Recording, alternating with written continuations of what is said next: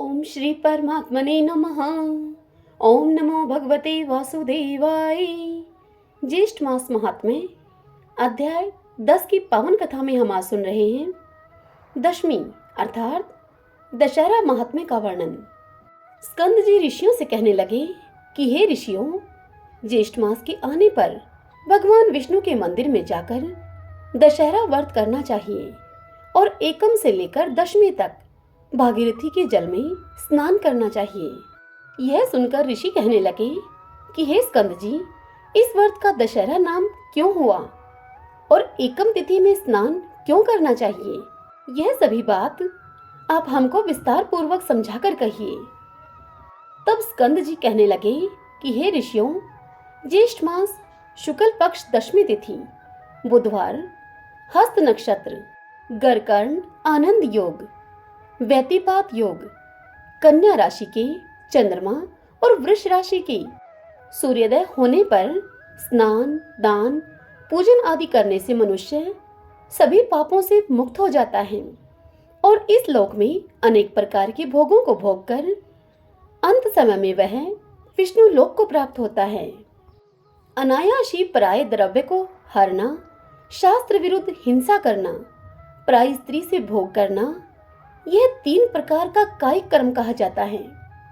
कठोर वचन बोलना, झूठ बोलना, किसी की चुगली करना, राजा के द्वारा देश की आय का निष्प्रयोजन व्यय करना, ऐसे 4 प्रकार के अशुभ फल देने वाले वाचिक कर्म कहे गए हैं।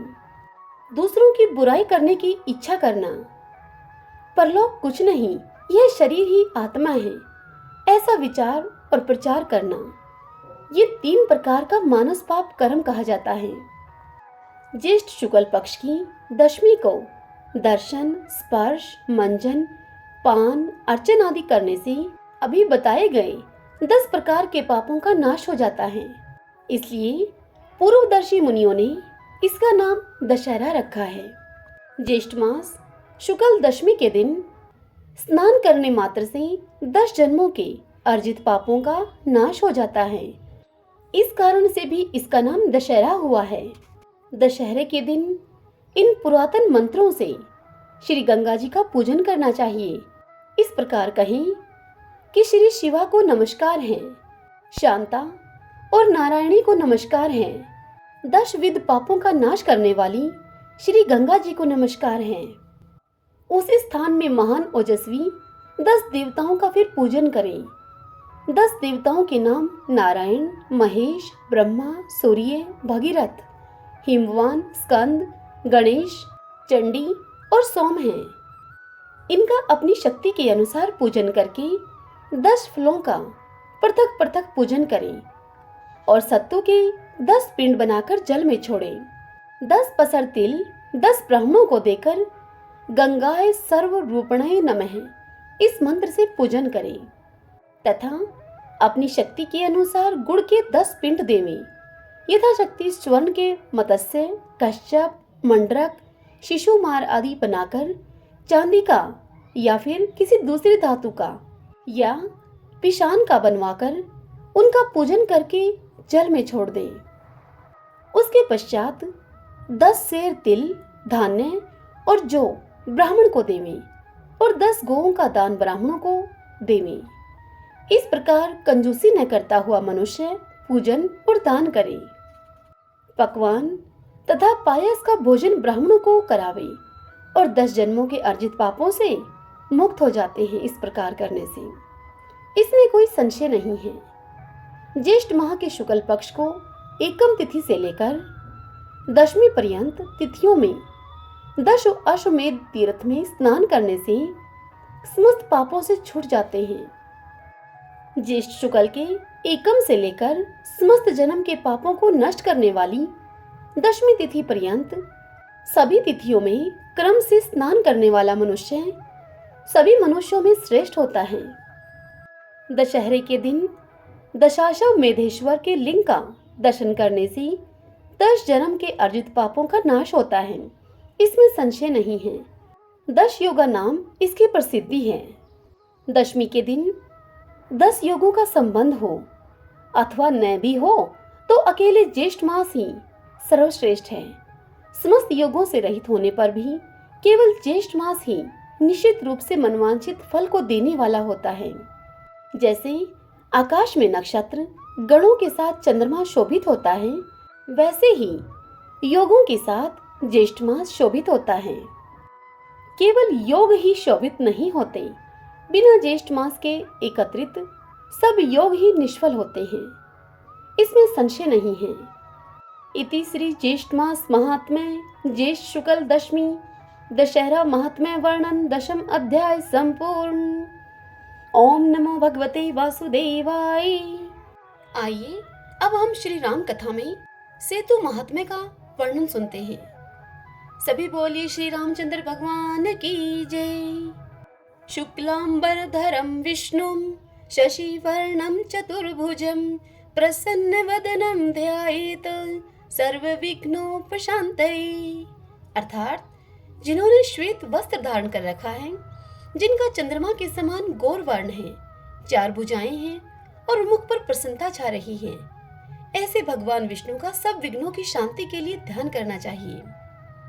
नैमिषारण्य तीर्थ में शौनक आदि ऋषि अष्टांग योग के साधन में तत्पर होकर एकमात्र ब्रह्म ज्ञान के साधन में संलग्न थे। वे सभी महात्मा संसार बंधन से मुक्ति चाहने वाले थे। उनमें ममता का सर्वथा अभाव था। वे ब्रह्मवादी, धर्मज्ञ, किसी के दोष न देखने वाले, सत्यवर्ती, इंद्रिय संयमी, क्रोध को जीतने वाले तथा सब प्राणियों के प्रति दया रखने वाले थे। शौनक आदि महर्षि इस परम पवित्र मोक्षदायक नैमिषारण्य तीर्थ में अतिशय भक्ति के साथ सनातन देव भगवान विष्णु की पूजा करते हुए तपस्या में लगे रहते थे।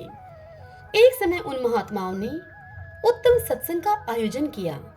उसमें वे परम पुण्यमयी पाप नाशक कथाएं कहते और मुक्ति के उपाय पर परस्पर प्रश्नोत्तर किया करते थे। उसी अवसर पर वहां व्यास जी के शिष्य महाविद्वान पौराणिकों में श्रेष्ठ मुनिवर सूत जी वहां आए। उन्हें देखकर शौनक आदि महर्षियों ने अर्घ्य आदि के द्वारा उनका पूजन किया और जब वे सुख पूर्वक उत्तम आसन पर बैठ गए, तब महर्षियों ने उनसे पूछा कि हे सूत जी, जीवों की संसार सागर से किस प्रकार मुक्ति होती है? भगवान शिव अथवा विष्णु में मनुष्यों की भक्ति कैसे होती है? ये तथा अन्य सब बातें भी आप कृपा पूर्वक हमसे कहिए। तब सूत जी ने पहले अपने गुरु श्री व्यासदेव जी को प्रणाम करके इस प्रकार से कहना प्रारंभ किया। सूत जी बोले, हे ब्राह्मणों, श्री रामचंद्र जी के द्वारा बंधाए हुए सेतु से जो परम पवित्र हो गया है, वह रामेश्वर नामक क्षेत्र सब तीर्थों में उत्तम है। उसके दर्शन मात्र से संसार सागर से मुक्ति हो जाती है। भगवान विष्णु और शिव में भक्ति तथा पुण्य की वृद्धि होती है। सेतु का दर्शन करने पर मनुष्य सब यज्ञों का कर्ता माना गया है। उसने सब तीर्थों में स्नान और सब प्रकार की तपस्या का अनुष्ठान कर लिया है। सेतु में स्नान करने वाला पुरुष विष्णु धाम में जाकर वहां मुक्त हो जाता है। सेतु, रामेश्वर लिंग और गंधमादन पर्वत का चिंतन करने वाला मनुष्य सब पापों से मुक्त हो जाता है।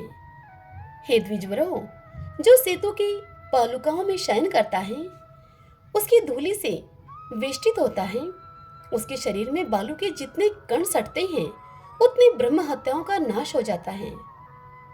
सेतु के मध्यवर्ती प्रदेश की वायु जिसके संपूर्ण शरीर का स्पर्श करती है, उसके 10,000 सुरापान का पाप तत्काल नष्ट हो जाता है। पुत्र और पौत्रों के द्वारा जिसकी हड्डी सेतु में डाली गई है, उसका 10,000 बार की हुई स्वर्ण की चोरी का पाप उसी क्षण नष्ट हो जाता है। जिस मनुष्य का स्मरण करके सेतु तीर्थ में कोई स्नान करता है, उसका भी महापातकियों के संसर्ग से प्राप्त हुआ दोष तत्क्षण ही नष्ट हो जाता है। मार्ग को नष्ट करने वाला, केवल अपने लिए भोजन बनाने वाला, सन्यासियों और ब्राह्मणों की निंदा करने वाला, चांडाल का अन्न खाने वाला और वेद बेचने वाला, ये 5 ब्रह्म हत्यारे कहे गए हैं। जो ब्राह्मणों को बुलाकर यह आशा देता है कि तुम्हें धन आदि दूंगा और फिर यह कह देता है कि मेरे पास तो धन है ही नहीं, वह भी ब्रह्म हत्यारा कहा गया है। जो जिससे धर्म का उपदेश ग्रहण करता है, वह उसी से द्वेष करे और उसकी अवहेलना करे तो वह भी ब्रह्म हत्यारा कहा गया है। जो पानी पीने के लिए जलाशय की ओर जाती हुई गौओं के समूह को रोक देता है, उसको भी ब्रह्मघाती कहा गया है। सेतु तीर्थ में आकर वे सभी अपनी पाप राशि से मुक्त हो जाते हैं। ब्रह्म हत्यारों के समान जो दूसरे पापी हैं, वे भी सेतु तीर्थ में आकर अपने पापों से छुटकारा पा जाते हैं।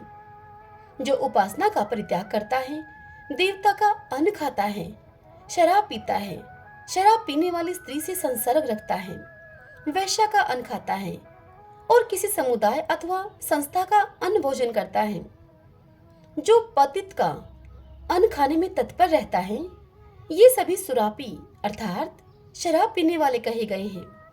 ये सब कर्मों से बहिष्कृत हैं। ऐसे लोग भी सेतु तीर्थ में स्नान करने से पाप रहित होकर मुक्त हो जाते हैं।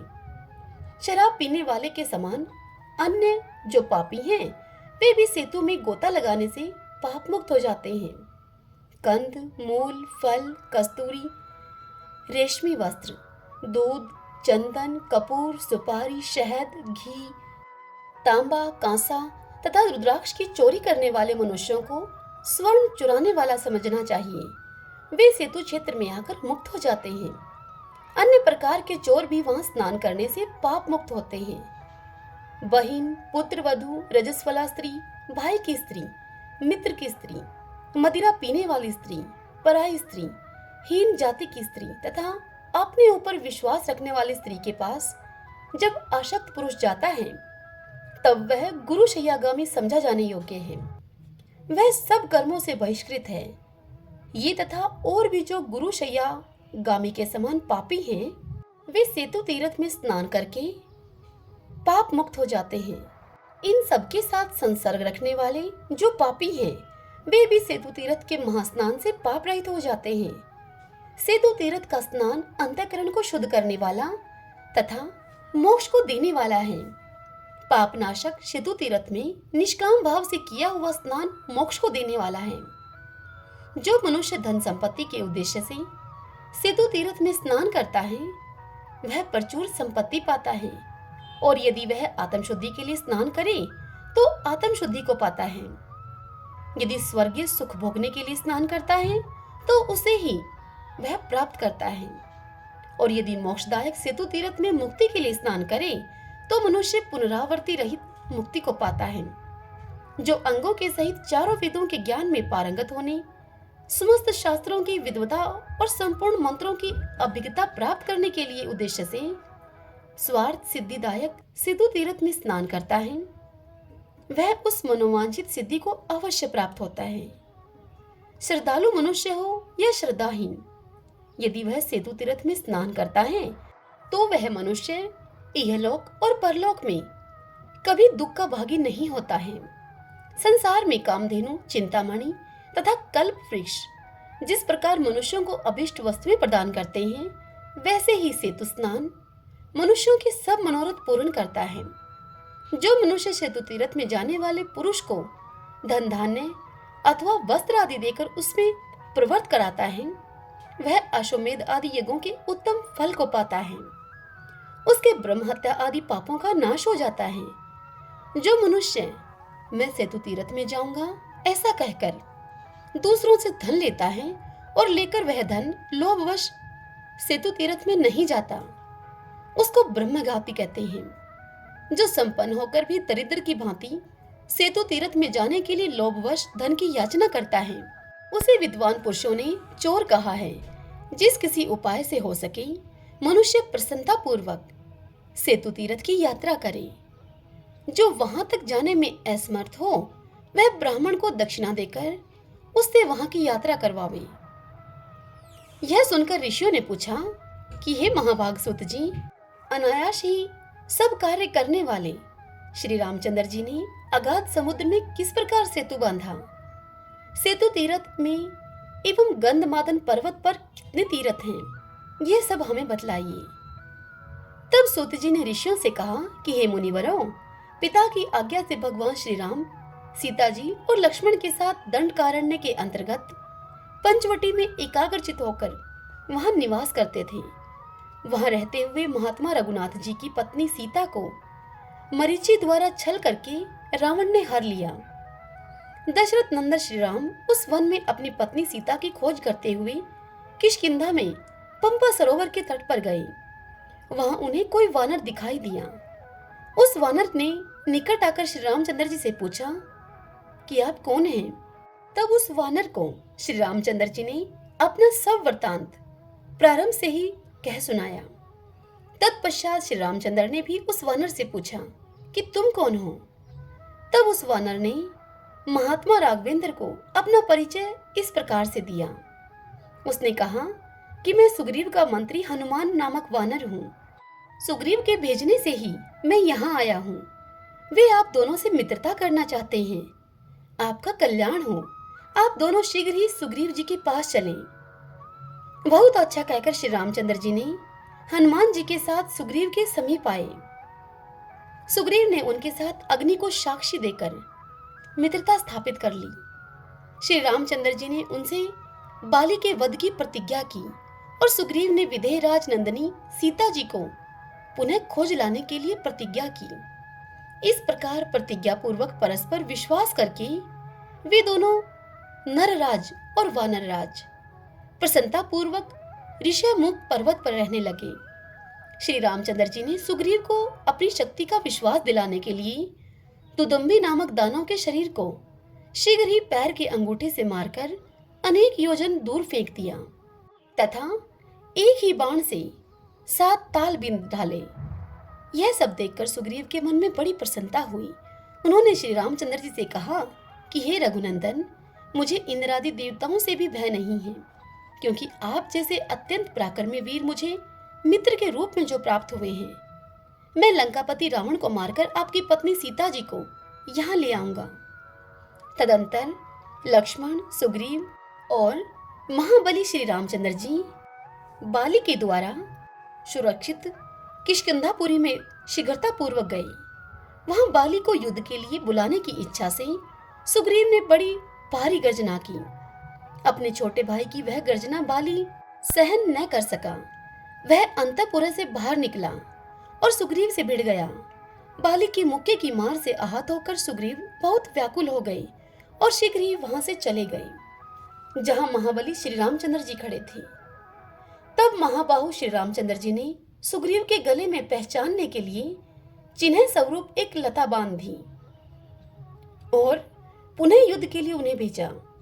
सुग्रीव ने फिर से गर्जना करके बाली को ललकारा और श्री रामचंद्र जी की प्रेरणा से उसके साथ बाहु युद्ध प्रारंभ किया। इसी समय राघवेंद्र ने एक ही बाण से बाली को मार डाला। उसके मारे जाने पर सुग्रीव ने किष्किंधा के राज्य पर अधिकार पाया। तत्पश्चात वर्षा बीत जाने पर वानरराज सुग्रीव सीता जी को खोज लाने के लिए वानरों की विशाल सेना अपने साथ में लेकर राजकुमार श्री राम और लक्ष्मण जी के समीप आए। सीता की खोज के लिए उन्होंने बहुत से वानरों को इधर उधर भेजा। वायुपुत्र हनुमान जी ने लंका में जाकर विदेह नंदिनी सीता का पता लगाया और वहां से लौटकर सीता जी की दी हुई चूड़ामणि श्री रामचंद्र जी को भेंट की। उस चूड़ामणि को पाकर श्री रामचंद्र जी को बड़ा ही हर्ष हुआ तथा शोक भी हुआ। तत्पश्चात सुग्रीव, लक्ष्मण, हनुमान और जामवान और नल आदि अन्य वानर वीरों के साथ श्री रघुनाथ जी ने अभिजीत मुहूर्त में यात्रा प्रारंभ की और अनेक प्रकार के देशों को लांघकर वे महेंद्र पर्वत पर जा पहुंचे। वहां चक्र तीर्थ में जाकर उन सब ने वहां निवास किया। वहीं राक्षसराज रावण के भाई धर्मात्मा विभीषण आकर श्री रामचंद्र जी से मिले। महामना श्री रामचंद्र जी ने स्वागत पूर्वक उन्हें ग्रहण किया। उस समय सुग्रीव के मन में यह शंका हुई कि हो न हो यह कोई गुप्तचर है, परंतु राघवेंद्र ने विभीषण की उत्तम चेष्टाओं और हितकारक चरित्रों से ही यह समझ लिया कि इसके मन में कोई दुष्टता नहीं है। तभी उन्होंने विभीषण का स्वागत सत्कार किया तथा उन्हें समस्त राक्षसों के राज्य पर अभिषिक्त कर दिया। श्री राम ने सूर्यनंदन सुग्रीव को अपना श्रेष्ठ मंत्री नियुक्त किया और कुछ विचार करते हुए सुग्रीव आदि से इस प्रकार कहा। उन्होंने कहा, हे मित्रों, आपने इस समुद्र को लांघने के लिए कौन सा उपाय सोचा है?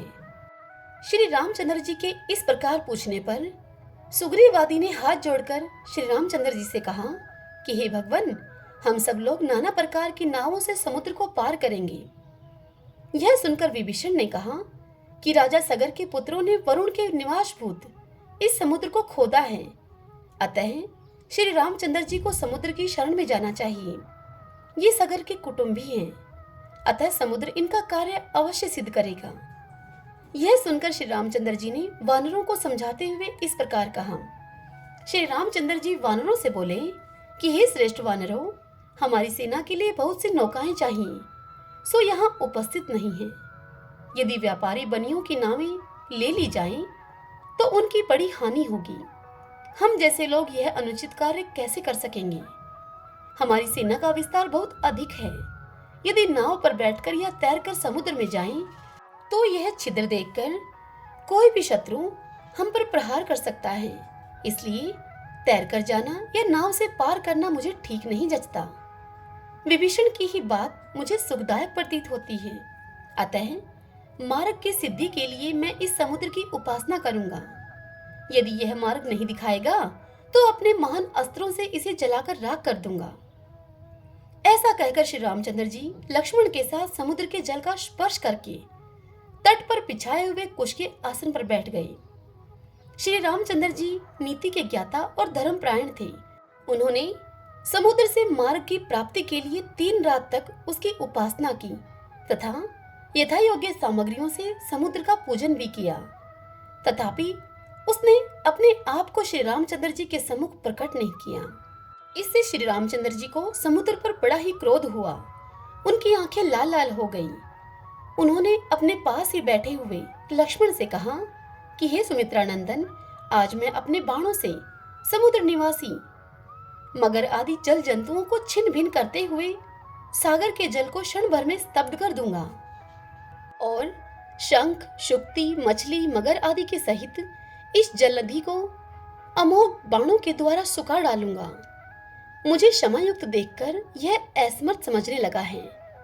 शांतिपूर्ण ढंग से प्रार्थना करने पर यह अपने आप को मेरे सामने नहीं प्रकट करता है। हे लक्ष्मण, तुम शीघ्र मेरा धनुष और सर्पों के समान मेरे बाण उठाकर लाओ। अब सागर को मैं सुखा दूंगा। मेरे वानर सैनिक पैदल ही इसे पार करें। ऐसा कहकर भगवान श्री राम ने धनुष हाथ में लिया। वे उस समय त्रिपुर विनाशक शिवजी की भांति दुर्दर्श प्रतीत होने लगे। उन्होंने धनुष को खींचकर अपने बाणों से संसार को कंपित करते हुए उन भयंकर बाणों को उसी प्रकार छोड़ा जैसे कि भगवान शंकर ने त्रिपुरों के ऊपर बाण का प्रहार किया था। वे तेजस्वी बाण दशों दिशाओं को प्रकाशित करते हुए अभिमानी दानवों से भरे हुए समुद्र के जल में धंस गए। तब तो समुद्र भयभीत होकर कांपने लगा और कहीं भी शरण न पाकर पाताल से उठकर हाथ जोड़े हुए मोक्ष के कारणभूत भगवान श्री रामचंद्र जी की शरण में आया और उसने अपने मनोहर शब्दों में राघवेंद्र की इस प्रकार से स्तुति की। समुद्र बोला, हे रघुकुल शिरोमणि सीतापते, मैं आपके चरणारविंदों को नमस्कार करता हूँ, जो अपनी सेवा करने वाले पुरुषों को सुख देने वाले हैं। देव वृंद से सेवित आपकी श्री चरण रेणु को प्रणाम करता हूँ मैं, जो गौतम पत्नी अहिल्या को श्राप से मुक्त कराने वाले हैं। राम राम, आप देवताओं का कार्य करने की इच्छा से रघुकुल में अवतीर्ण हुए हैं और भक्तों का अभीष्ट सिद्ध करने वाले हैं। मैं आपको नमस्कार करता हूँ। आप आदि अंत रहित मोक्षदायक कल्याण स्वरूप तथा अपनी महिमा से कभी च्युत न होने वाले नारायण हैं। मैं आपको प्रणाम करता हूँ। राम, महाबाहु श्री राम, मैं आपकी शरण में आया हूँ।